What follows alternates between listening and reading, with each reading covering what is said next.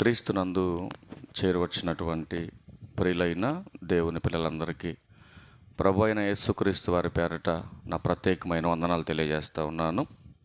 అలాగే ఇంత మంచి సమయాన్ని మనందరికీ అనుగ్రహించినటువంటి పరలోకమందున్నటువంటి తండ్రికి క్రీస్తు వారి పేరట నా కృతజ్ఞత స్తుతులు చెల్లిస్తూ ఉన్నాను. ప్రియులరా,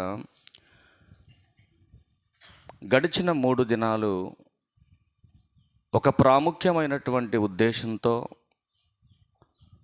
ఈ సభల కార్యక్రమాన్ని మనం జరిగించి ముగించి ఈరోజు 4వ రోజులోకి మనం వచ్చాం. సభల యొక్క ముఖ్య ఉద్దేశం ఏమై ఉందో ఆ టైటిల్ మనం చూసినప్పుడు మనకు ఒక ఆలోచన వచ్చింది అందరికి కూడా. ఏంటి అసలు మన టైటిల్? ఆ బబ్బలే గుర్తుంది అందరికీ. ఏంటది? సంఘ క్షేమాభివృద్ధి సభలు. సంఘము ఎలా కట్టబడిందో, ఎందుకొరకు కట్టబడిందో, ఎందుకు కట్టాలనుకున్నాడో అదంతా మనం చిన్నప్పటి నుంచి వింటున్నాం. అవునా కాదా? చిన్నప్పటి నుంచి వింటున్నాం.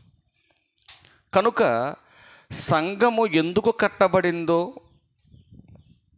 ఎలా కట్టబడిందో ఇదంతా మనకు తెలుసు. ఇప్పుడు ప్రాముఖ్యమైనటువంటి సంగతి ఏంటంటే, ఎక్కడో లోకంలో బ్రతుకుతున్నటువంటి మనుషులందరినీ కూడా దేవుడు తన సువార్త ద్వారా పిలుస్తున్నాడు. యేసుక్రీస్తు ప్రభువారు కూడా ఒక ప్రాముఖ్యమైన సంగతిని చెప్పాడు ఈ సమాజానికి. ప్రయాసపడి భారము మోస్తున్న సమస్త జనులారా నా యొద్దకు రండి. ఏ భారాన్ని మోస్తున్న వారిని పిలుస్తున్నాడు అని చూస్తే, అప్పుల భారం పెద్ద భారం కాదు, అధికార భారం అంత పెద్దదేం కాదు, రోగాల భారం అంత పెద్దదేం కాదు, ఇంకా నీకున్నటువంటి అనేకమైనటువంటి భారాలన్నీ కూడా యేసుక్రీస్తు ప్రభువారు చెబుతున్నటువంటి భారానికి దగ్గర చేసి తీసుకొస్తే, ఈ భారం చాలా కఠినమైనటువంటి భారం. ఒకవేళ ఆకలి భారం అయితే ఎవరో కొంత సహాయం చేసి నీ ఆకలి భారాన్ని తీస్తారు, అది పెద్దది, లెక్కలోది కాదు. ఒకవేళ అప్పుల భారం అయితే ఎవరో ఒకళ్ళు కొంత చేసి నీ అప్పును కొంచెం భారాన్ని తగ్గించవచ్చు. కానీ ఏ మనిషి తగ్గించలేనిది, ఏ మనిషి తీసివేయలేనటువంటి ఒక భయంకరమైనటువంటి భారాన్ని ఈ సమాజం అంతా మోస్తుంది. ఏంటా భారం అని మనం వాక్యాన్ని అడిగితే వాక్యం చెబుతుంది, పాపం అనే భారం. ఈ పాపం అనే భారాన్ని తీసివేయడం కొరకే పాపం అనే భారాన్ని మోస్తున్న సమాజాన్ని సంఘములోకి పిలుస్తున్నాడు యేసుక్రీస్తు ప్రభువారు. ప్రయాసపడి భారం మోస్తున్న సమస్త జనులారా నా యొద్దకు రండి అంటున్నాడు ఆయన. ఈ భారాన్ని మీరు తీసేసుకోవాలి. ఈ భారాన్ని తీసేసుకోకుండా తమకు నచ్చినట్టుగా బ్రతికి చేస్తే నరకానికి జారిపోతారని తెలిసిన పరలోకపు తండ్రి సంఘములోకి ఆహ్వానం పలుకుతున్నాడు మనుషులందరినీ. ఎలా పలుకుతున్నాడు అనంటే, ఆనాడు క్రీస్తు ప్రభు వారి ద్వారా పలికాడు, ఈనాడు సువార్త ద్వారా పిలుస్తున్నాడు సంఘంలోకి. అంటే పాప భారాన్ని తీసుకోకపోతే, పాప భారాన్ని మనం వదిలివేయకపోతే ఖచ్చితంగా నరకానికి వెళ్ళిపోతాం, కానీ నిత్య జీవానికి మనం వెళ్ళలేము, ఆ పరలోక ప్రవేశాన్ని మనం పొందుకోలేము. కనుక నశించిపోతున్నటువంటి మానవాళ్ళంతటినీ, తమ అపరాధముల చేత పాపం చేత చచ్చిపడినటువంటి మానవాళ్ళందరినీ కూడా తిరిగి బ్రతికించి క్రీస్తు ద్వారా తన సంఘములోకి చేర్చుకున్నటువంటి యేసుక్రీస్తు ప్రభువారు పరలోకానికి ఎలా వెళ్ళాలో ఒక ట్రైనింగ్ పీరియడ్ ఇచ్చాడండి సంఘంలందరికీ. ఇక్కడ ఏంటంటే, పరలోకం వెళ్ళటానికి శిక్షణ జరుగుతుంది ఇప్పుడు సంఘంలో చేర్చబడిన వారికి. ఎట్లాంటి లక్షణాలు మనకుంటే, ఎట్లాంటి క్వాలిఫికేషన్స్ మనకుంటే మనం వెళ్ళబోతున్నటువంటి పరలోకానికి మనం వెళ్ళగలుగుతామో ఆ శిక్షణ ఇక్కడ ఇస్తున్నారు ఇప్పుడు సంఘంలోకి వచ్చిన వాళ్ళకి. ఇప్పుడు సంఘంలోకి మనం చేర్చబడ్డాం. ఎలా చేర్చబడ్డాం? యేసుక్రీస్తు ప్రభువారు ఒక మాట చెబుతున్నాడు. చూద్దాం మనం బైబిల్ గ్రంథంలో కొన్ని సంగతులు మాత్రమే ఈరోజు మీకు చెప్పాలని నేను ఆశపడుతున్నాను. ఎలా సంఘంలో చేర్చబడతామో చూద్దాం ఒకసారి. మార్కు సువార్త. ఎందుకంటే నిన్నటి దినాన 5 మంది రక్షణలోకి వచ్చారు. కొంచెం జాగ్రత్తగా మనసు పెట్టి వినాలి నాన్న మీరు, ఎందుకంటే ఇది తొలిమెట్టు మీకు ఇది కనుక. ఇప్పుడే మీరు సంఘంలో చేర్చబడ్డారు కనుక ఎలా చేర్చబడిన మీరు ఏం చేయాలో కొన్ని మాటలు మనం చూద్దాం. మార్కు సువార్త 16వ అధ్యాయం 15-16 వచనాలు చూస్తే, మరియు మీరు సర్వలోకమునకు వెళ్ళి సర్వ సృష్టికి సువార్తను ప్రకటించండి. నమ్మి బాప్తీసనము పొందువాడు రక్షింపబడును, నమ్మని వానికి శిక్ష విధింపబడును. చాలు తల్లి, మొదట సువార్త ప్రకటన జరగాలి. ఆ సువార్త ప్రకటన ద్వారా ఎందరైతే ప్రకటించబడుతున్న సువార్తను నమ్ముతారో ఆ నమ్మిన వాడు రక్షణ పొందుతాడు. ఎలా రక్షణ పొందుతాడు? ఒకటి, నమ్మినటువంటి సువార్త ద్వారా మారు మనసు కలగాలి. ఆ మారు మనసు ద్వారా పాప క్షమాపణ జరగాలి. ఆ తర్వాత బాప్తీసనం అనే క్రియ జరగాలి. అప్పుడే పరిశుద్ధాత్మను వరం నీకు వస్తుంది. ఇలా ఎప్పుడైతే మనము మారు మనసు పొందామో, పరిశుద్ధాత్మ వరం మనకు వచ్చేసిందో, మనము సంఘములో చేర్చబడినట్టు. అర్థమవుతుందండి? మనము సంఘములో చేర్చబడిన తర్వాత ఇప్పుడు మన పనేంటి అని మనం ఆలోచిస్తే, అపోస్తుల కార్యములు 2వ అధ్యాయం. సంఘములోకి చేర్చబడ్డాం, బాప్తీసనం తీసేసుకున్నాం, సంఘములోకి చేర్చబడ్డాం. మనం చేర్చబడినటువంటి మనం ఇప్పుడు దేన్ని ఫాలో అవ్వాలో చెబుతున్నాడు అక్కడ. అపోస్తుల కార్యములు 2వ అధ్యాయం 42వ వచనం. మీరు అంటే ఎవరు? బాప్తీసనం పొంది సంఘంలోకి వచ్చిన వాళ్ళు. ఆ బాప్తీసనం పొంది సంఘంలోకి వచ్చినటువంటి మీరు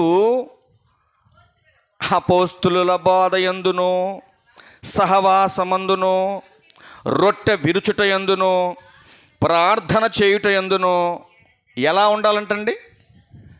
బాప్తీసనము పొంది సంఘములోకి చేర్చబడిన వారు ఇక మీదట దేన్ని ఫాలో అవ్వాలో ఒక లిస్టు చెప్పాడు. అందుకే అపోస్తుల బోధలోను సహవాసములోను ఉన్నటువంటి మీరు ఎడతెగక ఇప్పుడు మందిరానికి రావాలి. ఎడతెగక సంఘములో మీరు ఉండాలి. దేవుడు కోరుతున్నట్టుగా మీరు ఇవన్నీ చేయాలి. ఎందుకయ్యా అపోస్తుల బోధలో ఉండాలి? ఎందుకయ్యా ఎడతెగక మేము సంఘానికి రావాలంటే, ఇప్పుడు పౌలు గారు ఒక మాట చెబుతున్నాడు. చూద్దాం ఒకసారి. తిమోతికి రాసినటువంటి మొదటి పత్రిక. అపోస్తుడైన పౌలు గారు తిమోతి గారికి రాసిన మొదటి పత్రిక 2వ అధ్యాయం 4వ వచనంలో చెబుతున్నాడు, బాప్తీసనము పొంది రక్షణలోకి వచ్చినటువంటి మీరు ఎందుకు సహవాసాన్ని విడవద్దంటున్నాడు, ఎందుకు సహవాసాన్ని వదలొద్దంటున్నాడో దేవుని సంకల్పం ఏంటో మీరు చూడాలి. ఆయన అనగా తండ్రి మనుషులందరూ రక్షణ పొంది సత్యమును గూర్చిన అనుభవ జ్ఞానం గలవారుగా ఉండాలని దేవుడు ఇష్టపడుతున్నాడు. సంఘము క్షేమాభివృద్ధి చెందటం అని అంటే పెద్ద పెద్ద కట్టడాలు కట్టడం కాదండి. అది కాదు అభివృద్ధి అంటే. మార్పు లేనటువంటి వ్యక్తితో పట్టదాలన్నంత జనం కనపడటం కాదండి సంఘ అభివృద్ధి అంటే. మా సంఘం 10 మంది ఉన్నా 10,000 వస్తాయండి, కానుకల్లో అభివృద్ధి కాదండి దేవుడు కోరేది. ఒకటి కట్టడాల్లో కోరట్లేదు దేవుడు. కొంతమంది పెద్ద పెద్ద కట్టడాలు చూస్తేనే అది ఒక పెద్ద అభివృద్ధి అనుకుంటారు, వాక్య జ్ఞానం తెలియకలకి. మరి కొంతమంది అనుకుంటారు, అబ్బో ఈ సంఘంలో లక్షల మంది ఉన్నారు అనుకుంటారు చాలామంది. వాక్య జ్ఞానము లేనటువంటి సంఘం 1,00,000 మంది ఉన్న నిష్ప్రయోజనం దేవుని దృష్టిలో. అలానే మేము 10 మందే ఉంటామండి, ఆ సంఘం 100 మంది ఉంటారండి, కనీసం 2,000 కూడా రా వాళ్ళకి. మా సంఘం 10 మందే ఉంటాం, 10,000 వస్తాయండి, మా సంఘమే అభివృద్ధిలో ఎక్కువగా ఉందని చెప్పడం అది కూడా అజ్ఞానమే. మరి దేవుడు కోరుతున్నటువంటి సంఘ క్షేమాభివృద్ధి ఏంటి ఈరోజు అర్థమవుతుందండి? బోధించే వాళ్ళకి అర్థం కానటువంటి బోధ జరిగిపోతుంది భూమి మీద. అసలు ఎందులో అభివృద్ధి చెందాలని దేవుడు కోరుకుంటున్నాడు? అసలు దేవుని చిత్తం ఏంటి? అసలు మనుషులంతా రక్షణ పొందాలి. రక్షణ పొందిన వారంతా జ్ఞానం, ఏ జ్ఞానం? లోక జ్ఞానం కాదు, దేవుని జ్ఞానం. ఎందుకయ్యా ఆ జ్ఞానానికి ఉన్నటువంటి ఖ్యాతి అని చూస్తే బైబిల్లో ఒక మాట ఉందండి, చాలా ప్రాముఖ్యమైనటువంటి మాట. సంఘములోకి వచ్చిన మీరు, రక్షణలోకి వచ్చినటువంటి మీరు అభివృద్ధి చెందాలి. అభివృద్ధి చెందాలంటే అస్సలు జ్ఞానము లేని వారుగా ఉండటానికి వీల్లేదు. సంఘంలో జ్ఞానము లేని వారుగా ఉండటానికి వీల్లేదు. ఆయన సంఘములోకి చేర్చబడినటువంటి మీరు, ఆయన మార్గములో నడుస్తున్నటువంటి మీరు ఎలా ఉండాలని చెబుతున్నాడో, ఎలా ఉండకూడదని చెబుతున్నాడో ఒక మాట చూసి మనం ముందుకెళ్ళే ప్రయత్నం చేద్దాం. సామెతల గ్రంథం 9వ అధ్యాయం తీయండి ఒకసారి. సామెతల గ్రంథం 9వ అధ్యాయం 6వ వచనం ప్రియులరా చూడండి. రక్షణ పొంది సంఘములోకి చేర్చబడినటువంటి మీరు ఇక జ్ఞానము లేని వారుగా ఉండటానికి వీల్లేదు. ఎందుకంటే జ్ఞానము లేకపోతే ఆయన సంఘములో మనం అభివృద్ధి చెందలేం. ఒకవేళ ఈ లోకంలో ప్రాపర్టీ పరంగా నువ్వు అభివృద్ధి చెందొచ్చు, అధికార పరంగా నువ్వు అభివృద్ధి చెందొచ్చు, కానీ సంఘ క్షేమాభివృద్ధిలో దేవుని జ్ఞానం లేకపోతే అస్సలు నువ్వు అభివృద్ధి చెందలేవు. అదే అధ్యాయం 9వ వచనంలో కూడా మరొక మాట ఉంది ప్రియులరా చూడండి. జ్ఞానము గలవానికి ఉపదేశము చేయగా వాడు మరింత జ్ఞానమునందును, నీతి గలవానికి బోధ చేయగా వాడు జ్ఞానాభివృద్ధి నందును. సంఘానికి కావలసింది ఈ అభివృద్ధి కావాలి. ఈ అభివృద్ధి కావాలి సంఘానికి.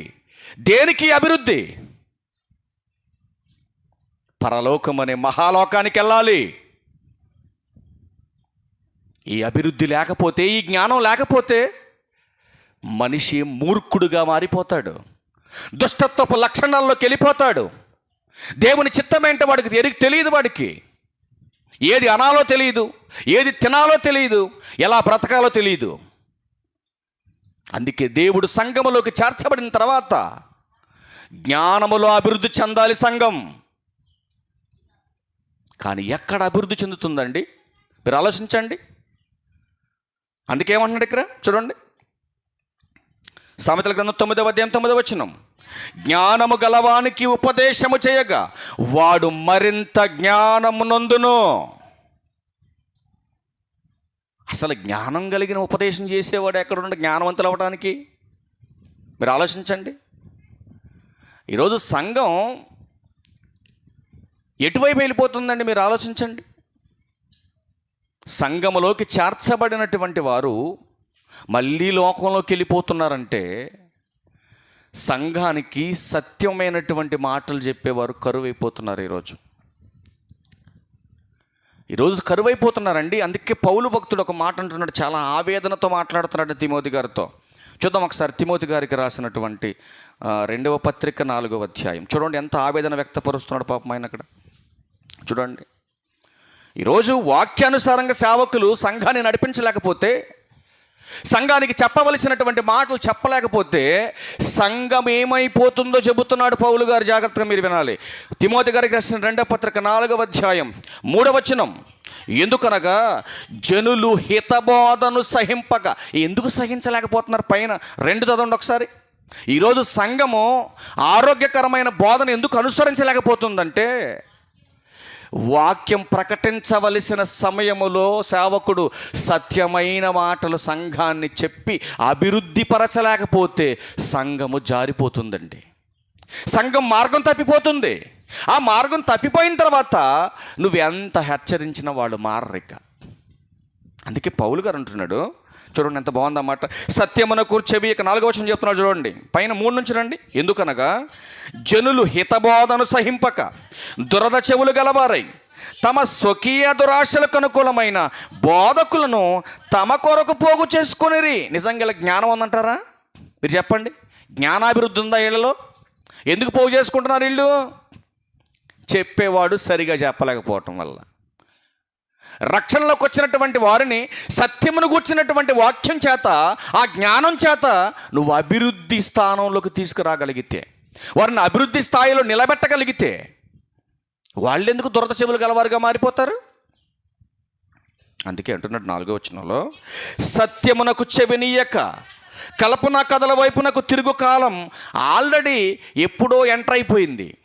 మరి అట్లాంటి సంఘానికి కాపరిగా ఉన్నటువంటి వారు మరి ఎట్లాంటి మాటలు చెబితే వీళ్ళందరిని మనం మార్చగలం? మీరు ఆలోచించండి.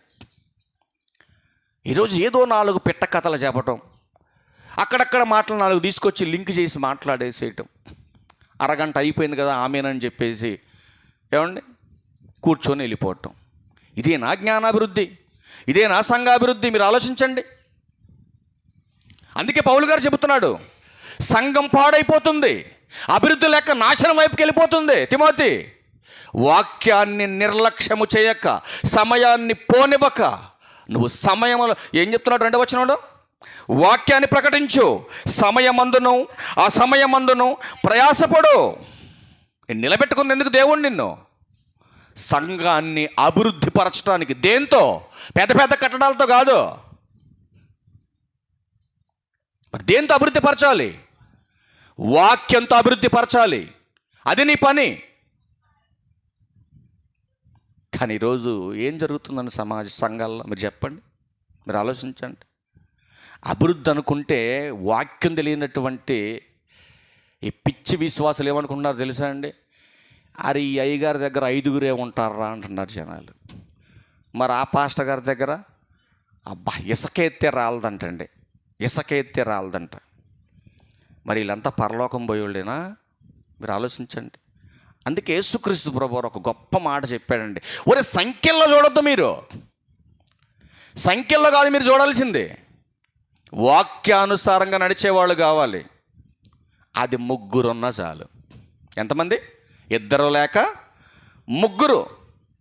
ఎవరి పేరట ఉండాలి? క్రీస్తు పేరట ఉండాలి. క్రీస్తు పేరట ఉండటం అంటే పేరు పెట్టుకోవడం కాదండి, ప్రవర్తన, బోధ. అపోస్తులు ఏ బోధన అనుసరించారు? ఏ బోధన అనుసరించారు అపోస్తులు? క్రీస్తు బోధ. ఆ క్రీస్తు బోధ అనుసరించినటువంటి అపోస్తుల బోధ ఈనాడు సంఘం అనుసరించాలి. అపోస్తులు చెప్పందే నువ్వు చెప్పడానికి లేదు సేవకుడైనా, అపోస్తులు చేయనిది చేయటానికి సంఘానికి రైట్స్ లేవు. కానీ ఈరోజు అలా ఎక్కడ ఉన్నారండి? నేను చెప్పిందే జరగాలి, నేను చెప్పిందే చెయ్యాలి, నేను నరకానికి పోతాను, నాతో మీరు కూడా నరకానికి రండి అని గుడ్డెద్దు చేలో పడ్డానికి సంఘం వెళ్ళిపోతుంది వాళ్ళ. అందుకే సంఘములో ఉన్న ప్రతి ఒక్కరు జ్ఞానవంతులు కావాలి. ప్రతి ఒక్కళ్ళు సంఘానికి స్తంభముగా నిలబడాలి. అలా నిలబడాలంటే మొదట సంఘములో చేర్చబడినటువంటి మనమంతా జ్ఞానవంతులం కావాలి. అందుకే కొరింథీ సంఘాన్ని ఉద్దేశించి పౌలు గారు అంటున్నాడు కదా, నీతి ప్రవర్తన గలవారే మేల్కొని పాపం చేయకండి. ఈరోజు సంఘములోకి వచ్చిన తర్వాత కూడా పాపం చేస్తున్నారంటే దేవుని జ్ఞానాభివృద్ధి లేదు వాళ్ళకి, దేవుని జ్ఞానం లోపించింది వాళ్ళకి. నేడు సంఘాలు కూడా అలాగే తయారవుతున్నాయి రానున్న రోజుల్లో. ఎందుకు? సంఘాల్లో సభ్యులు విస్తరిస్తున్నారు కానీ ఎందుకండి ప్రవర్తన మారట్ల సంఘానికి అనంటే దేవుడంటే భయం లేదు సంఘానికి. ఈరోజు చాలామందికి భక్తి ఉంటే సరిపోద్దమ్మా, భక్తి ఉంటే సరిపోదు. 2 కాళ్ళు బాగానే ఉంటాయి మనకి, ఒక కాలు కట్టుకొని ఒక కాలుతో నడవండి, ఎంత దూరం నడుపుతారు చూద్దాం. నడవగలుగుతావా? భక్తి కూడా అంతే. భక్తి ఉంటే సరిపోదు, భయము భక్తి 2 ఉండాలి. ఈ భక్తి వాక్యానుసారంగా నిలబడాలంటే దేవుడు అంటే భయం ఉండాలి ఫస్ట్ నీకు. ప్రార్థనకి వెళ్తారు కానీ మాట్లాడటం మారలేదు అన్నారనుకోండి, అర్థం ఏంటి? అంటే నీకేముంది? ఏమి లేదు, భక్తి ఉంది, భయం లేదు, అంతేనా? భక్తున్న బ్రతుకు మారలేదనుకోండి, పరలోకం వెళ్తామా? మీరు ఆలోచించండి. ఇప్పుడు ఇక్కడికి వచ్చి బ్రహ్మాండంగా పాటలు పాడావు, అక్కడికి వెళ్ళి అసభ్యకరంగా మాట్లాడావు అనుకోండి, ఇప్పుడు నీలో ఏమి లేదని మేము అనుకోవాలి. బయట ఉండి భయం కాదు, నీకు పరలోకం లేదు అనుకోవాలి. ఇప్పుడు నీకేముంది అనుకోవాలి మేము? ఈ టికెట్ ఖచ్చితంగా నరకానికి, ఈ టికెట్ రాసుకోవటమే మనం వెంటనే. ఫలానా మనోజ్ వాక్యం చెప్పటం వరకే పర్ఫెక్ట్, కానీ ప్రవర్తనలో ఫెయిల్, కాబట్టి ఇటు చస్తే అడిగిపోతాడు నరకానికి, వెరీ గుడ్ అని రాసుకోవాలి మనం. అర్థమవుతుందండి? ఇప్పుడు సంఘ క్షేమాభివృద్ధి అంటే దేంట్లో అని చెప్తుంది బైబిల్ మనకి? జ్ఞానం. ఒకసారి మళ్ళీ కొన్ని మాటలు చూద్దాం, మనం బైబిల్లో చూద్దాం ఒకసారి. ఈ జ్ఞానాన్ని సంపాదించాలంటే ప్రాముఖ్యమైనటువంటి చిన్న పాయింట్ ఒకటి చెప్పాడండి సొలొమోను గారు, మహాజ్ఞాని ఆయన. సామెతల గ్రంథం 1వ అధ్యాయం 7వ వచనంలో, యెహోవా యందు భయభక్తులు కలిగి ఉండుట తెలివి తెలివి తెలివి అంటున్నాడు. అంటే భక్తి ఒక్కటి ఉంటే నువ్వు తెలియగలదానివి కాదు, భక్తి ఒక్కటే ఉంటే నువ్వు తెలియగలిగినోడు కాదు. అందుకే ఈరోజు సంఘానికి వస్తున్నా కూడా ఈరోజు తెలివి తక్కువగా ప్రవర్తిస్తున్నారంటే సంఘం, వాళ్ళలో ఏ అభివృద్ధి లేదు. మీరు చెప్పండి, ఏమండి? ఏ అభివృద్ధి లేదు వాళ్ళలో? జ్ఞానాభివృద్ధి లేదు వాళ్ళలో. ఎందుకు జ్ఞానాభివృద్ధి వాళ్ళలో లేదంటే దేవుడంటే మొదట వాళ్ళకి భయం లేదు. అందుకే సొలొమోను గారు అంటున్నాడు కదా, ఏమంటున్నాడు? కంటిన్యూస్ చేయండి మొత్తం. యెహోవా యందు భయభక్తులు కలిగి ఉండుట తెలివికి మూలం. మూర్ఖులు దేన్నంట? జ్ఞానమును ఉపదేశమును తిరస్కరించెదరు అన్నాడు. నువ్వు సంఘాన్ని మారు మనసు పొంది బాప్తీసం పొంది సంఘానికి వచ్చినా వాక్యం అంటే నీకు నచ్చట్లేదంటే నువ్వెవరు చెప్పు ఒకసారి? ఎవరు మనం? బాప్తీసం పొందాం, సంఘానికి వస్తున్నాం ఎన్నో సంవత్సరాల నుంచి, కానీ వాక్యం అంటే నాకు నచ్చట్లేదు అని నువ్వు మాట్లాడుతున్నావంటే, వాక్యం ఏంటంటే నాకు అంతగా ఇంట్రెస్ట్ ఏదని అంటున్నావంటే మరి నేనేమనాలి? నువ్వు జ్ఞానివేనా? ఆలోచించు. అంటే నువ్వు అభివృద్ధిలో లేవో, మూర్ఖుడిగా మారిపోయావు, అంటే ఇక నాశనాన్ని దగ్గర అవుతున్నావు నువ్వు ఇక. అందుకు చెబుతున్నాడు, నేనంటే భయం మీకుంటే అది నీకు తెలివికి మూలం అంటున్నాడు. నిజంగా తెలివి కలిగిన ప్రతి ఒక్కడు దేవునికి భయపడతాడు. దేవునికి భయపడిన ప్రతి ఒక్కడు దయానికి భయపడతాడు. ఏమన్నా చెప్పండి మీరు? ఈరోజు దేవునికి భయపడుతున్నారు, దయానికి భయపడుతున్నారు సంఘం. చెప్పాలి తల్లి, దేవునికి భయపడుతున్నారు, దయానికి భయపడుతున్నారా? చెప్పాలి గట్టిగా. ఇప్పుడు మనం దయ్యానికే భయపడుతుంటే సంఘంలో జ్ఞానాభివృద్ధిలో ఉన్నట్టేనా? అభివృద్ధి ఉందా మనలో? అభివృద్ధి ఉంటే సాతానుని ఎక్కడ దొక్కాలి మనం? ఎక్కడ దొక్కాలా? తల మీద దొక్కితే చచ్చిపోద్దామని చెప్పి తోక మీద దొక్కుతున్నారు మీరు. తిరిగి నిన్నే కాటేస్తుంది. ఒకసారి వీడియో చూపించా మీకు. పాపంలే ఈ ఎడారిలో అలిసిపోతుంది కదా అని ఆడు తెచ్చుకొని కాసి నీళ్ళు తీసి దాని గొంతులో పోసి తాగేటప్పుడైనా ఏమంటే నాకు ఎందుకు నీళ్ళు పోతున్నారా, మీ మనుషులు మంచోళ్ళు కాదని ముందే తాక్కొని పోవాలిగా. అట్ట చేయలేదండి. మరి దాని అవసరంగా దాహం బాగా వేస్తుంది, అవసరం దానికి ఇప్పుడు చచ్చిపోయే పరిస్థితిలో ఉంది. పాపం ఈ బాటసారి కాసి నీళ్ళు గొంతులో పోసింది దానికి. చక్కగా కడుపు నింపుకుంది, ప్రాణం నిలుపుకుంది. వెంటనే ఒక ఆలోచన వచ్చింది. ఏం ఆలోచన? మనుషులు మామూలు కాదు, ఖచ్చితంగా చంపుతారు అనుకుంది. టక్ మన కడుపు నింపినటువంటి వాడిని కాటేసింది అది. ఈరోజు మనుషుల తత్వం కూడా అలాగే ఉందండి. అవసరం ఉన్నంతసేపు చక్కగా ప్రేమగా ఉంటారు మన పక్కన, తర్వాత అవసరం తీరిపోతుందని పోయి పక్కన గొయ్యి తీసే ఉంచుతారు మళ్ళీ బడగొట్టంగా అందులో. అట్లాంటి దౌర్భాగ్యులు తయారయ్యారు సంఘాల్లో కూడా.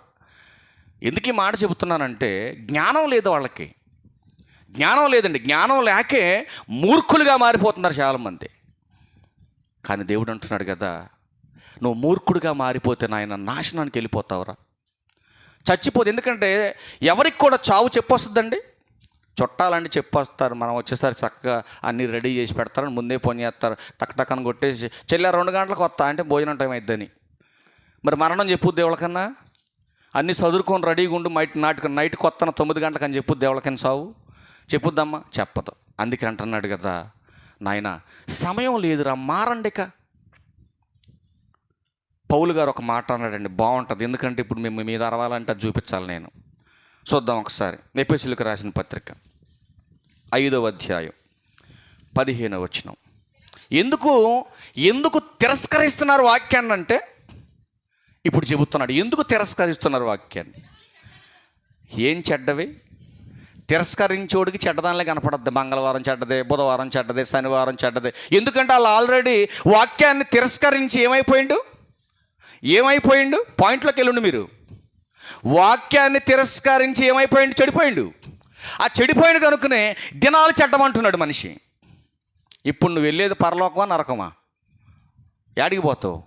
అభివృద్ధి ఉందా నీలో? జ్ఞానాభివృద్ధి ఉన్నట్టేనా? లేదు. ఎందుకంటే నువ్వు మూర్ఖుడు కాబట్టి నీకు అర్థం కాదు చెప్పిన.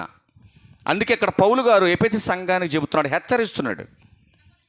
దినములు చెడ్డవి కనుక మీరు సమయమును పోనివ్వక సద్వినియోగపరుచుకొనుచు అజ్ఞానుల వలె కాక జ్ఞానుల వలె నడుచుకున్నట్లు జాగ్రత్తగా చూసుకున్నాడు. ఒక్క మాట అడుగుతా, బయట నుంచి వచ్చిన వాళ్ళు కాకుండా వీర్రాఘపురం సంఘ బిడ్డలు ఒక్కసారి మీ కుడి చేయి పైకెత్తాలని కోరుకున్న ప్రేమపూర్వకంగా 3 రోజుల సభలో మేము ఆల్రెడీ తమ్మునేళ్ళు కూడా పెట్టించాను నేను. ఎందుకంటే మరి 7 గంటలకని చెబితే మన వాళ్ళు 9 గంటలకు వస్తారు నాన్న, అట్ట పెట్ట మాకు 6:30కు పెట్టు, కనీసం 7:30 కన్నా వస్తారు వీళ్ళు 1 గంట అని చెప్పి నేను 6:30 to 6:30 to 9:30 పెట్టాను. 6:30 నుంచి 9:30 వరకు అని పెట్టా.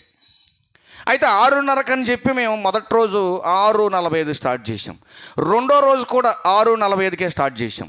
మూడో రోజు కూడా ఈక్వల్గా ఒకే సమయంలో 7 కాకముందే స్టార్ట్ చేసినాం మేము. కానీ జ్ఞానం కలిగిన వారైతే సమయాన్ని ఏం చేస్తారని చెప్పింది బైబిల్, సద్వినియోగపరుచుకుంటారు. మరి ఇప్పుడు మనం సద్వినియోగపరుచుకున్నామా, దుర్వినియోగం పరుచుకున్నామా? ఏమ్మా చెప్పండి మీరు. ఎన్ని గంటలకు వచ్చాం మనం అంటే బయట ఉన్నటువంటి వాళ్ళు లోపలికి వచ్చి, అన్నా ఏంటి ఇంకా మీ సంఘం రాలేదంటే నేను మళ్ళీ దీన్ని కవర్ చేసుకోవాలి కదా. మరి దీన్ని కవర్ చేసుకోవడం నేను ఒక అబద్ధం చెప్పటం. మళ్ళీ నేనేమన్నా ఇప్పుడు కూరగాయలకు వచ్చి పని చేసి అలిచిపోయిన ఆయన ఇంటికి పోయి మరి బర్రెలకు పాలు తీసుకొని మరి కేంద్రం కాడ పోసుకోవాలి, ఇవన్నీ చదువుకునే వాళ్ళకి పాపం వాళ్ళకి లేట్ అవుతుంది తమ్ముడు అని అంటే, ఆ తమ్ముడు అన్నాడు కదా, మా వాళ్ళు కూడా మొక్కజొన్న పొట్టలు 5 ఇరగదీయటానికి పోయారంట వాళ్ళు. మరి ఈ 3 రోజులు మీరేం ఇరగదీశారని ఆ టయానికి వచ్చారు కొద్దిగా ఎప్పుడు నాకు ఏమ్మా. అంటే ఇప్పుడు మనం ఎందులో మైనస్గా ఉన్నాం చెప్పండి, ఎందులో మైనస్గా ఉన్నాం చెప్పాలి. ఎందులో అన్నిట్లో బాగానే ఉంది, కానీ సమయానికి వచ్చే విషయంలో మనం ఎవరికి సాటి కాదు. అర్థమైంది నా మాటలు మీకు? ఇచ్చే విషయంలో బాగానే ఉంది, పనిచేసే విషయంలో ఇంకా బాగుంది. లాస్ట్ ఇయర్ కంటే ఇయర్ నిజంగా వాళ్ళు వచ్చిన వాళ్ళంతా కూడా చాలా సంతోషపడ్డారండి. దగ్గరుండి వాళ్ళే చూసుకొని, వాళ్ళే చేసుకొని, వాళ్ళే అన్నీ సరి చేసుకునేవాళ్ళు చాలామంది బయట సేవకులు. కానీ అదేమీ లేకుండా నేను ఇక్కడ హ్యాపీగా సంతోషంగా ఉంటాం వాళ్ళ గమనించే వాళ్ళు ఒకటే చెప్పారు. నిజంగా చిన్న పిల్లల దగ్గర నుంచి వృద్ధుల వరకు ఎవరి పని వాళ్ళు కేటాయించుకొని ఇది నా పని అన్నట్టుగా వాళ్ళు మీరు పరిగెడుతున్నటువంటి ప్రతి కదలికలు గమనించారండి ఇక్కడికి వచ్చి. ఒకవేళ మనసుల్లో వ్యక్తిగతంగా ఏమన్నా ఉందేమో కానీ అది వాక్య విరుద్ధమైన చర్య, అది తీసేసుకో, కొంతకాలం బాగుంటావు భూమి మీద. ఆడే చేస్తాడులే ఈడే చేస్తాడులే అన్న తత్వం కొంతమందిలో ఉన్నా కూడా దాన్ని చంపుకోండి, ఎందుకంటే అది మంచి పద్ధతి కాదు, నిన్ను ఎదగనివ్వదు అది. ఇప్పుడు ముళ్ళ పొదల్లో పడిన గింజ ఉంది, ఏమంటే రాతి నెలను పడిన గింజ ఉంది, సారవంతమైన నేలలో పడిన గింజ ఉంది. ఆ విత్తనాన్ని గుర్చిన ఉపమానాలు చాలాసార్లు విన్నారు కదా మీరు. ఏమండి ఇప్పుడు ఆ ముళ్ళ పొదల్లో పడిన విత్తనం ఫలించిందా? మొలిచింది, కొంత ఎదిగింది, ఆ తర్వాత అణిచివేయబడింది, పరిపక్వంగా ఫలాలు ఇవ్వలేకపోయింది, చివరికి నాశనం అయిపోయింది. మన జీవితం కూడా అంతే. సంఘంలో జ్ఞానం లేకపోతే ఎవరితో ఎలా మాట్లాడాలో, ఎవరితో ఎలా ఉండాలో, ఏది ఎలా సర్దుకోవాలో మనకు తెలియదండి. ఈ చిన్న చిన్న లోపాలు ఎందుకు వస్తున్నాయనంటే సంఘానికి సరైనటువంటి జ్ఞానం లేకపోవటం, వాళ్ళు నేర్చుకునే తత్వం లేకపోవటం. నేర్పించేవాడున్నా నేర్చుకోకపోవటం ఎవరు తప్పది? ఎవరు తప్పది? ఇప్పుడు నేర్పించేవాడున్నా టీచర్ నెంబర్ 1 టీచరే, కానీ స్టూడెంట్ ప్రతిదారి కూడా ఫెయిల్ అవుతున్నాడు. తప్పు ఎవరిదంటారు? స్టూడెంట్దే. మరి చెప్పేవాడు ఇంతగా చెప్పి గొంతు గొంగురు పోతున్నా మన పద్ధతి మనం మార్చుకోవట్లేదంటే మనం ఎదుగుతున్నట్ట దిగజారిపోతున్నట్ట ఆలోచించుకోండి ఒకసారి. కానీ లాస్ట్ ఇయర్ మీద ఇయర్ చాలా కష్టపడ్డారు, చాలా పని చేశారు, మంచిదే. కానీ ఒక్క విషయంలో నాకు లోపం కనపడింది. అయినా కూడా దాని విషయంలో కూడా మిమ్మల్ని నేను ఏమంటలేదు, ఎందుకంటే మీ కష్టానికి ఏం చేసినా మీరు రుణం తీర్చలేం. ఎందుకంటే బతికినంతకాలం సంఘానికి సేవ చేయడం తప్ప, సువార్త చెప్పి. కనుక సమయానుకూలంగా రావటానికి ప్రయత్నం చేయండి. ఈ యొక్క నిర్లక్ష్య ధోరణి ఏదైతే ఉందో దానికి పనిష్మెంట్ ఖచ్చితంగా ఉంటుంది. మీరు గుర్తుపెట్టుకోండి, ఇది అస్సలు దేవుడు నిర్లక్ష్యం చేసేవాడు అంటే చాలా అసహ్యం ఆయనకి. సమయాన్ని పోనిచ్చేవాడు అంటే అజ్ఞానంతో పోల్చాడు వాళ్ళు తీసుకెళ్ళి. అట్లాంటి తత్వం మన దగ్గర ఉండకూడదు ప్రియులారా. అందుకే ఏమంటున్నాడంటే సంఘము అభివృద్ధి చెందాలంటే జ్ఞానం కంటే కూడా ప్రాముఖ్యమైనటువంటి ఒక లక్షణం సంఘానికి ఉండాలండి. ఏంటది? ఏంటో తెలుసా అండి? ఎఫెసీయులకు రాసిన పత్రిక బాగుంటుంది అన్నమాట. చూడండి, ఎఫెసీయులకు రాసిన పత్రిక 4వ అధ్యాయం 15వ వచనం చూడండి. ఏమంటున్నాడు? ఏం కలిగి ఉండాలి సంఘం? మరి ఈ ప్రేమ అనే తత్వం మనలో రావాలంటే ఏం కావాలని చెబుతుంది బైబిల్ అంతా? అభివృద్ధి కోసం జ్ఞానం కావాలి. ఒక మనిషిని, పొరుగువాడిని ప్రేమించాలంటే అది నేర్పించగలిగే జ్ఞానం నీకు కావాలి. నువ్వు నేర్చుకోవాలి దీన్ని. ఈ జ్ఞానం నీకుంటేనే పొరుగువాడిని ప్రేమించే తత్వం నీకు వస్తుంది. కానీ ఈరోజు అట్లాంటి స్వభావం చాలామందిలో కనపట్టలేదు. అవసరాన్ని బట్టి ప్రేమ పడుతుంది చాలామందికి. అవసరం ఉన్నా లేకపోయినా క్రీస్తు ప్రేమ కలిగి ఉండాలి. ఎందుకంటే మనం క్రైస్తవులం. అందుకంటున్నాడు, ఏ ప్రేమ కలిగి ఉండాలి? ప్రేమ కలిగి సత్యము చెప్పుచు క్రీస్తువలే ఉండుటకు మనం అన్ని విషయాల్లో ఎదగాలి. ఏం చెప్పే విషయంలో? సత్యవాక్యమును చెప్పే విషయంలో. సంఘములోకి వచ్చినటువంటి మనమంతా సత్యమును గుర్చినటువంటి అనుభవ జ్ఞానాన్ని సంపాదించి, ఆ సంపాదించినటువంటి జ్ఞానాన్ని నేర్పించాలి. ప్రేమతో నేర్పించాలి. అలా నేర్పించటం కొరకే సంఘాన్ని ఒక స్తంభముగా పోల్చాడు. దేనికి? సత్యానికి. అంటే క్రీస్తు ప్రభువారి యొక్క సంఘం దేనికి ఆధారం అని అంటే సత్యానికి. ఆ సత్యానికి ఆధారమైనటువంటి ఆ సంఘములో జనులు ఎలా ప్రవర్తించాలి? సత్యవాక్యాన్ని అనుసరించి ఆ వాక్యానుసారంగా ప్రవర్తించాలి. భిన్నమైనటువంటి చర్య సంఘ బిడ్డల్లో కనపడటానికి వీల్లేదు. అందుకే మరొక ప్రాముఖ్యమైన సంగతి ఏం చెబుతున్నాడంటే, ఆ సంఘము ఏం చేయాలంటే మెలకు వచ్చినప్పుడు ప్రకటిస్తానండి అంటే కుదరదు. మరి ఎలా ప్రకటించాలి? ప్రతిదినము ప్రకటించాలి. ప్రతిదినం ప్రకటించాలి. ఎవరికి ప్రకటించాలి? ఏ దేశానికి వెళ్ళి ప్రకటించాలి? ఏ ప్రాంతానికి వెళ్ళి ప్రకటించాలి? ఇదొద్దు నీకు. నీ కుటుంబంలో ఎవరు అభివృద్ధిలో లేరో, నీ కుటుంబంలో ఎవరికి జ్ఞానం కొదువుగా ఉందో, ఎవరు ఆత్మీయంగా బలపడలేకపోతున్నారో, నేర్చుకున్నటువంటి నువ్వైనా నేనైనా మన కుటుంబాన్ని జ్ఞానంలో అభివృద్ధి పరుచుకోవాలి ఫస్ట్. ఎంతమంది అలా చేస్తున్నారు చెప్పండి? నేర్చుకున్న మీరు నేర్పించాలని చెబుతుంది బైబిల్. ప్రభు బల్లలో పాల్గొంటున్నటువంటి మీరు ప్రచురించేవారై ఉండాలని బైబిల్ చెప్తుంది. కానీ ఎంతమందికి ప్రచురం చేస్తున్నాం మనం? ఎంతమందికి చెప్పగలుగుతున్నాం మనం? ఎంతమందికి మనం మన మందిరానికి తీసుకురాగలుగుతున్నాం? మీరు ఆలోచించండి. మన కుటుంబంలో ఉన్న వాళ్ళనే మనం రక్షించుకోలేకపోతే, మన కుటుంబంలో ఉన్న వాళ్ళకి మన వాక్యం నేర్పించుకోలేకపోతే, మన కుటుంబాన్ని మనం కాపాడుకోలేకపోతే, మీరు ఆలోచించండి. నరకానికి నీ భర్త వెళ్ళిపోవడం నీకు ఆనందమా?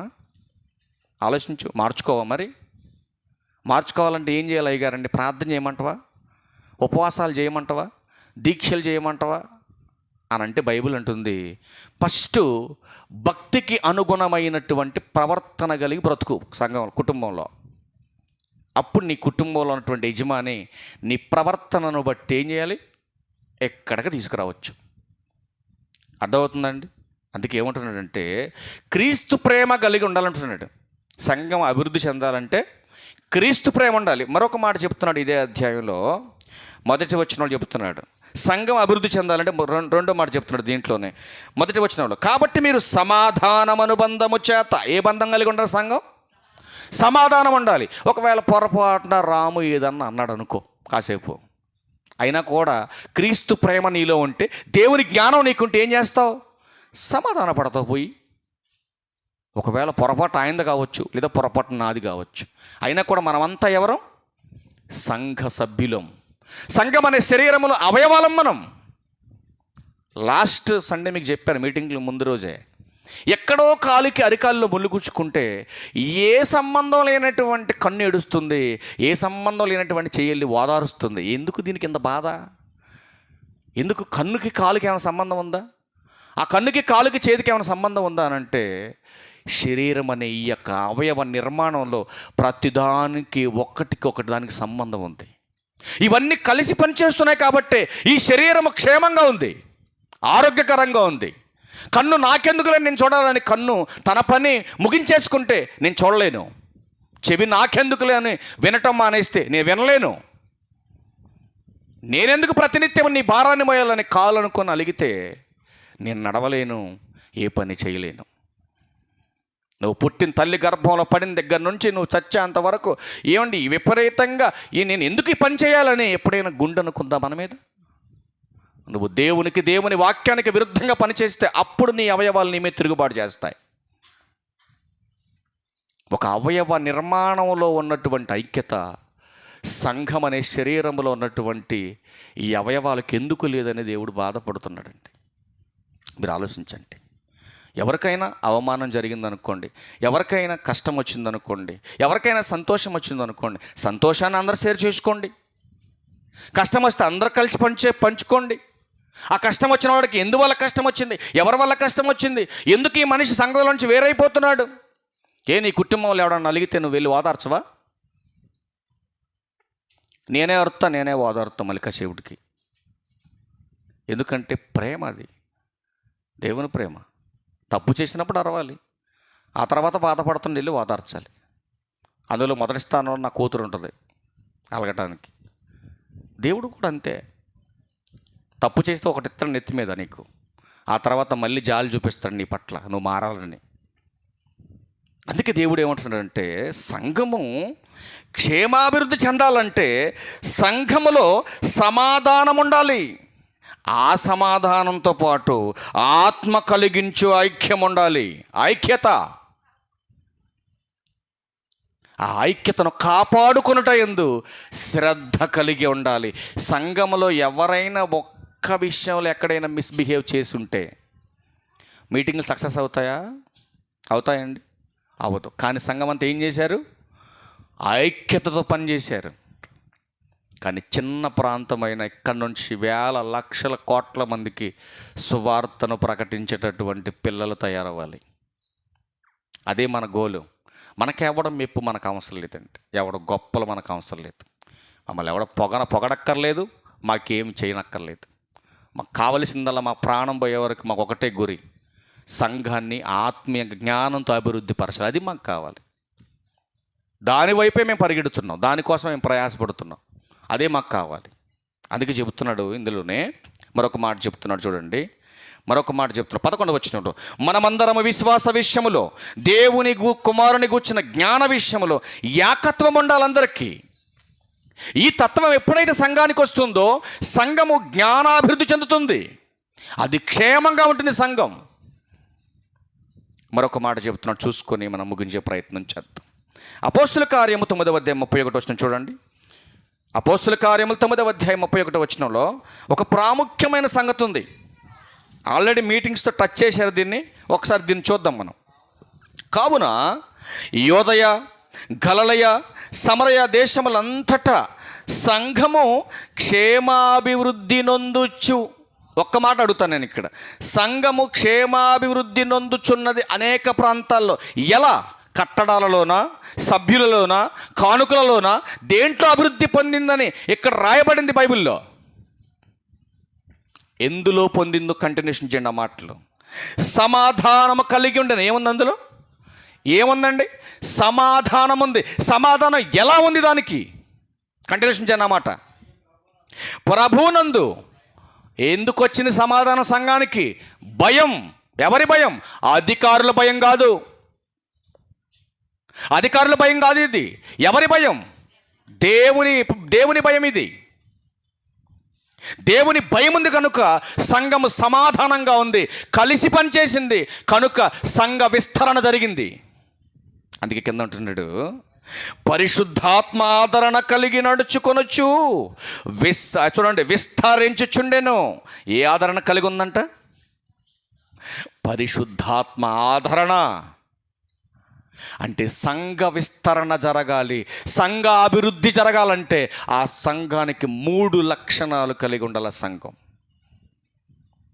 మొదటి మాట ఏంటి? మొదటిది సమాధానం ఉండాలి, రెండవది భయం ఉండాలి, మూడవది పరిశుద్ధాత్మ ఆదరణ ఉండాలి సంఘానికి. అప్పుడే ఆ సంఘము క్షేమాభివృద్ధి చెందుతుంది. అసలు భయము లేకుండా, సమాధానం లేకుండా, పరిశుద్ధాత్మ నడిపింపు లేకుండా, ఆయన ఆదరణ లేకుండా 1,00,000 మంది కూర్చున్నారండి సంఘం. మా సంఘం మామూలుగా ఉండదు, మా సంఘంతో పెట్టుకుంటే అంటారు చాలామంది. నిజంగానే మామూలుగా ఉండదు. ఎవడు తప్పిలేడు అడగబోతే. తప్పిస్తాడు ఎవడే? తప్పించలేడండి. ఎందుకంటే యుగ యుగాలు వేతనకరమైన ఆరణ అగ్నిగుండానికి వెళ్ళిపోతావు నువ్వు. అందుకే సంఘము జ్ఞానాభివృద్ధి చెందాలంటే సంఘ కాపరి ఎలా ఉండాలి 2 మాటలు చూసి ముగించేద్దాం, టైం అయిపోయింది. చూద్దాం ఒకసారి తిమోతి గారికి రాసినటువంటి 2వ పత్రిక. సంఘము క్షేమాభివృద్ధి చెందాలంటే ఆ సంఘాన్ని నడిపిస్తున్నటువంటి కాపరి ఎలా ఉండాలి కొన్ని మాటలు చూద్దాం. తిమోతి గారికి రాసిన 2వ పత్రిక 4వ అధ్యాయం, ప్రియులారా చూడండి, 4వ అధ్యాయం 2వ వచనం. ఓకే, క్షమించండి, 2వ అధ్యాయం 15వ వచనం చూడండి.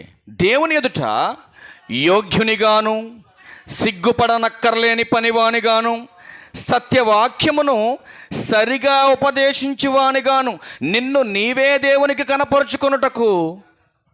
ఎవరు చెబుతున్న మాట ఇది? సేవకుడు చెబుతున్నాడు, సంఘ కాపరి చెబుతున్న మాట ఇది. అంటే సంఘము జ్ఞానముతో అభివృద్ధి చెందాలంటే ఆ సంఘ కాపరి ఎలా చెప్పాలంట వాక్యం?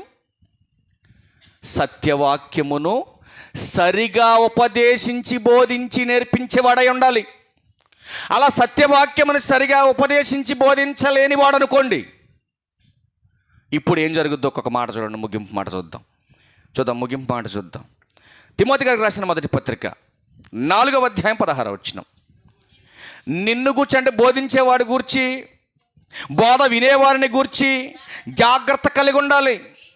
సేవకుడు చెబుతున్నాడండి, సేవకుడికి చెప్తున్నాడు, బాబు నాయన బోధించేటటువంటి నువ్వు, నీ బోధ వింటున్నటువంటి నీ సంఘం గురించి నువ్వేం చేయాలి? జాగ్రత్త కలిగి ఉండాలి, ఒళ్ళు దగ్గర పెట్టుకొని పనిచేయాలంటున్నాడు తిమోతి గారికి చెప్తున్నాడు పౌలు గారు. ఎందుకంటే చెప్తున్నాడు, కంటిన్యూషన్ చేయండి. చూడండి ఏమంటున్నాడు? వీటిలో ఏటిలో నువ్వు బోధిస్తున్నటువంటి బోధలో, తర్వాత నీ ప్రవర్తనలో నువ్వు జాగ్రత్తగా ఉండు, వీటిలో నిలకడగా ఉండుము. నీవిలాగు చేసి నిన్నును నీ బోధ వినివారిని రక్షించుకుంటావు. ఆలోచించండి, సంఘ కాపురమైనటువంటి నీవు సంఘ క్షేమాభివృద్ధి కొరకే నువ్వు నిలబడితే సంఘాన్ని జ్ఞానంతో నడిపించాలి. ఆ జ్ఞానం సత్యవాక్యాన్ని అనుసరించే జ్ఞానంతో ఉండాలి. ఆ జ్ఞానంతో బోధించటమే కాకుండా నిన్ను నువ్వు కూడా ఆ జ్ఞానంతో ప్రొటెక్ట్ చేసుకోమని చెబుతున్నాడు. నీ ప్రవర్తన జాగ్రత్త, బోధించడమే కాదు, నీ బ్రతుకు బాగుండాలి, సేవకుడుగా నీ బిహేవియర్ బాగుండాలి. అలా ఉంటేనే నిన్ను నువ్వుగా కాపాడగలుగుతావు, సంఘాన్ని కూడా కాపాడగలుగుతావు. అలా లేకుండా ఏదో ఒక మెప్పు కోసమో, గొప్ప కోసమో, నీ పలుకుబడి కోసమో, రాబడి కోసమో సంఘ కాపరిగా నిలబడితే సంఘ క్షేమాభివృద్ధి జరుగుద్దా? మీరు చెప్పండి. జరుగుద్దమ్మా? జరుగుద్దా? అస్సలు జరగదండి, చాలా కష్టం అది. అందుకే ఒక మాట చూద్దాం లాస్ట్గా. కీర్తనల గ్రంథం 111వ కీర్తన 10వ వచనంలో ఒక మాట ఉంది ప్రియులారా, చూద్దాం ఒకసారి. యెహోవా యందలి భయం జ్ఞానమునకు మూలం, ఆయన శాసనములను అనుసరించి వారందరూ మంచి వివేకం గలవారు. ఎంతమంది అయితే బోధించబడుతున్నటువంటి బోధన అనుసరించి నడుస్తారో, సంఘ కాపరైనా సంఘమైనా, అట్లాంటి వారు మంచి జ్ఞానం కలిగిన వారని చెబుతూ కిందకు వచ్చేసరికి అంటున్నాడు కదా, అలాంటోళ్ళు ఆయనకు నిత్యము స్తోత్రము కలిగేలాగా ప్రయత్నం చేస్తారు. అర్థమవుతుందండి? సంఘ క్షేమాభివృద్ధి జరగాలంటే పౌలు గారు ఒక మాట చెబుతున్నాడు. తెస్సలోనికలకు రాసిన మొదటి పత్రిక 1వ అధ్యాయము 2-3 వచనాలు చూడ. సంఘానికి ఇంకా ఏముండాలి చూడండి. జ్ఞానంతో పాటు, ప్రేమతో పాటు, ఐక్యతతో పాటు ఇంకేముండాలి చెబుతున్నాడు చూడండి. విశ్వాసముతో కూడిన మీ పనిని, ప్రేమతో కూడిన మీ ప్రయాసమును, మన ప్రభువైన యేసుక్రీస్తునందలి నిరీక్షణతో కూడిన మీ ఓర్పును అంటున్నాడు. అంటే సంఘము క్షేమాభివృద్ధి చెందాలంటే సంఘానికి ఏముండాలి? విశ్వాసం ఒక్కటే ఉంటే సరిపోదు, పని ఉంటే సరిపోదు, ప్రేమ ఉంటే సరిపోదు, ప్రయాస ఉంటే సరిపోదు, నిరీక్షణ ఉంటే సరిపోదు. వీటన్నిటితో పాటు ఓర్పు ఉండాలి. ఓర్పు. కనుక దేవుడు చెప్తున్న మాట ఏంటంటే, సంఘము క్షేమాభివృద్ధి చెందటం అంటే పెద్ద పెద్ద కట్టడాలు కాదు నాయన.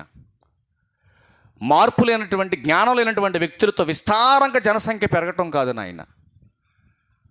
మార్పు లేకపోయినా, అభివృద్ధిగా కనపడకపోయినా, ఇస్తున్నటువంటి కానుకల్లో మా సంఘం అభివృద్ధి అని నువ్వు చెప్పుకొని తిరుగుతున్నాము, కానీ అది అసలు అభివృద్ధి కాదు. మరి ఏది అభివృద్ధి దేవుడు కోరుతున్నాడు అంటే జ్ఞానాభివృద్ధి. అది కావాలి సంఘానికి. దాని కొరకే పెట్టాము ఈ సభలో. దాన్ని వినిపించడం కొరకే అనేక ప్రాంతాల నుంచి మనుషులను తీసుకొచ్చాను. కానీ అందరూ ఏమన్నారంటే, నరసాపురం వాళ్ళు పాపం 2 రోజులు అడిగారు నన్ను, అయ్యా మీరు చెబుతారేమోనే వచ్చిన మేము ఖర్చు పెట్టుకున్నారు. పాపం పొద్దాకల పగులంతా మొక్కజొన్న పొట్ట తీసి పాపం వాళ్ళు సాయంత్రానికి టాటా ఐసి జనం వచ్చారు. వాళ్ళు పట్టక ఇంకా 5-6 మిగిలిపోయారంట పాపం అక్కడ. కానీ మరి తప్పదుగా, మన దగ్గర మనం చెప్పుకుంటూ బాగొద్దని నేనే రాపోయా. కానీ ఏది ఏమైనా మంచిగా మీరందరూ కష్టపడి మేము ఈ కష్టార్జితాలను హెచ్చించి చాలా గొప్పగా ఈ కార్యక్రమాన్ని విజయం వైపుకి తీసుకెళ్ళారు. చాలా సంతోషం. మనల్ని ఎవరో చూడలక్కర్లేదండి, మనల్ని ఎవరో చూడనక్కర్లేదు, మనల్ని ఎవరిని పొగడక్కర్లేదు. మనల్ని చూడాల్సిన దేవుడు, మనల్ని దీవించవలసిన దేవుడు, దేవుని కృప, ఆయన ఆదరణ మనందరికి కావాలి. దానికోసమే ఎంత ప్రయాసపడి, ఇంత కష్టపడి, నిజంగా మీకు ఎలా ఉందో కానీ నాకైతే అప్పుడే అయిపోయిందని నాకు బాధ వేసింది రాత్రి. అందుకే ఒంటరిగా వచ్చి మీ అందరి దగ్గర లేకుండా వచ్చి ఇక్కడ కూర్చున్న లోన చాలాసేపు కూర్చొని చాలాసేపు ఆలోచించాను. నేను రోజు ఇట్లే ఉంటే బాగుంటుంది, కానీ రోజు ఇట్లే చేయాలంటే డబ్బులు కావాలి కదా అని చెప్పి అట్టప్పటికి రాత్రి తమ్ముళ్ళు అది పీకేటప్పుడు కూడా సగం పీక్ అన్నారు కదా, అయ్యగారండి మరి బియ్యం కట్ట ఒకటి మిగిలింది కదా మన దగ్గర, ఒక 20 కేజీల రైస్ మిగిలింది, కూరగాయలు మిగిలినగా, ఈరోజు కూడా వంటలు చేసి ఈ నైట్ పెడదాం, మీరు చెప్పలేదుగా వాక్యం, ఈరోజు ఫుల్ టైం వాక్యం మీదే, మీకు దండం పెడతాను ఆయన, వద్దులేదు నాయన, ఇక ఎవరిని పిలచదలుసులేని కానీ పీకేయండి అన్న మొత్తం. ఇక చాలా సంతోషంగా, చాలా అద్భుతంగా, ఆశ్చర్యకరంగా కష్టపడ్డారు. ఈ మీటింగ్స్కి మెయిన్ బేస్ ఎవరంటే మన పిల్లలే. అందరూ చెప్తున్నారు, పిల్లలు కాదు వాళ్ళు పిడుగులండి. వీరరాఘవపురం పిల్లలు అంటే ఎక్కడో డంప్ యార్డ్లో ఉన్నట్టు ఉంటారు అనుకున్నాం మేము. వాళ్ళు ఇంటర్నేషనల్ స్పీకర్ల కంటే గొప్ప చెబుతున్నారు మీ పిల్లోళ్ళు. చాలా మంచి శిక్షణలో వాళ్ళని తీసుకెళ్తున్నారు. ఏదో చిన్న మైక్ పెట్టి, చిన్న గుడ్ లైట్ ఒకటి పెట్టి వీధి కూడికి పెట్టినట్టు పెడతారో అనుకొని వచ్చినాం మేము. కానీ మాకు కూర్చోవడానికి కూడా మాకు మనసు రావట్లేదు, అంత అద్భుతంగా చేశారు. 3 రోజులు 3 రకాలైన స్టేజీలు వేసాడు మన పుల్లయ్య గారు. నిజంగా ఆయనకి నిండు వందనాలు. నిజంగా ఆయన అంటాడు కదా, దగ్గరికి పిలిచి, నిజంగా ఈ స్టేజీకి అయిపోయినాయి ఏమంట డబ్బులని అన్నాడు. ఈ స్టేజీకి అయిపోయినాయి ఏమంట డబ్బులు, నిన్న ఒక రకంగా ఉంది, మొన్న ఒక రకంగా, ఇవాళ ఒక రకంగా ఉంది అంటున్నారు వాళ్ళు వచ్చిన వాళ్ళంతా.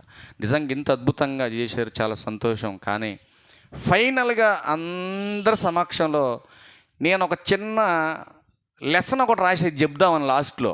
ఏది ఏమని ఏం పర్లేదు, ఏ ఊరు గొప్పలో మనకు అక్కర్లేదు, దేవుని గొప్ప కార్యం చేయాలని మనం పూనుకున్నాం, అలాగే అయిపోయింది. కానీ అసలు అన్ని వేల మంది, అన్ని వందల మంది, ఇన్ని రోజులు మనం అక్కడ కూడుకున్నామంటే దీనంతటికీ ఈ సంఘానికి ఒక స్తంభంగా, ఆధారంగా నిలబడినటువంటి ఒక గొప్ప వ్యక్తి, పెద్దలు గౌరవనీయులైనటువంటి ఆదం గారు. కనుక ప్రియులారా, ఇంతగా మనం అందరం కూడుకొని ఈ రీతిగా మనం ఇంత సక్సెస్ అవ్వడానికి, ఈ సంఘానికి ఒక స్తంభంగా అలుపెరగినటువంటి యోధుడిగా పనిచేసినటువంటి ఆదంగారే దీనికి అంతటికి మూలం అని మనం ఖచ్చితంగా దీనికి మనం నమ్మాలి. మనం అందరం కూడా దీని పక్షానికి వెళ్ళాలి. అన్నగారు ఏదైతే స్టార్ట్ చేసి కొంతకాలం పనిచేసి మనల్ని దారిలో పెట్టాడో, ఆ దారిలోకి వచ్చిన మనం అందరం కూడా, నా ఒక్కడ పని కాదు ఇది నా ఒక్కడి పని కాదు, నా ఒక్కడితో ఇది జరిగేది కాదు. సంఘమంతా కలిసి, మనమంతా కలిసి ఈ 3 రోజులు ఎంత ఐక్యతగా మనం పనిచేసుకుంటూ ముందుకెళ్ళామో, మన బ్రతుకాలం అంతా కూడా ఈ సంఘ అభివృద్ధి కొరకు మనమందరం కూడా ఆయన తలపెట్టినటువంటి పనిని కడవరకు దీన్ని కొనసాగించేటటువంటి పనిలో మనమందరం కూడా ముందుకెళ్ళాలని హృదయపూర్వకంగా మీ అందరికీ నా నిండు వందనాలు తెలియజేస్తా ఉన్నాను. ప్రాముఖ్యమైనటువంటి సంగతి ఏంటంటే, సంఘక్షేమాభివృద్ధిలో ఒక స్తంభముగా మరొక పర్సన్ నిలబడ్డాడు అదే ఫ్యామిలీలో. అన్నయ్యతో మాట్లాడి ఖచ్చితంగా మీరు చేయాలన్నా అంటే, ఓకే మేము ఖచ్చితంగా మేము చేస్తామని చెప్పి అన్నారు. మాట ఇచ్చిన ప్రకారమే మీటింగ్ ఫస్ట్ రోజు తీసుకొచ్చారండి మన దగ్గరికి. ఇదిగో ఇక్కడే ఉంది మన దగ్గర. ఈరోజు ఇప్పుడు దాన్ని ట్రైల్ అయిపోతున్నాం మేము. ఖచ్చితంగా మీరు ఒకసారి చూద్దరు. కానీ కనుక ప్రతి ఒక్కరు కూడా ఈ పని కోసం ప్రతి ఒక్కరు కూడా మీ కష్టార్జితాన్ని హెచ్చించి ఈ పని కొరకు సహాయం చేసి సహకరించినటువంటి పిల్లలకి, పెద్దలకి, యవనస్తులకి, వృద్ధులకి అందరికీ కూడా ప్రభు అయిన క్రీస్తు వారి పేరిట నా ప్రత్యేకమైన వందనాలు తెలియజేస్తా ఉన్నా.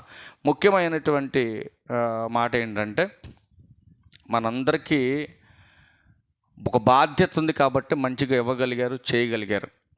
కనుక ఇందులో ఒకళ్ళు ఎక్కువ ఇచ్చారని, ఒకళ్ళు తక్కువ ఇచ్చారని దయచేసి ఎప్పుడు కూడా అట్లా హెచ్చు తగ్గులుగా ఎప్పుడు మాట్లాడమాకండి. ఎందుకంటే ఒక మనిషి మనసును బాధ పెట్టే మాట మనం మాట్లాడొద్దు, అది చాలా మంచిది కాదు మనకి.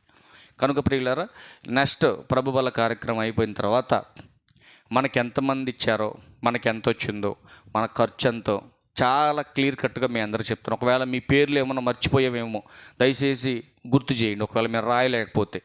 కనుక తదుపరి కార్యక్రమం ప్రభు బల కార్యక్రమాన్ని చంటి గారికి అప్పచెప్తున్నాను, వారు వచ్చి నడిపించాలి. అందరికీ వందనాలు. Okay, thank you.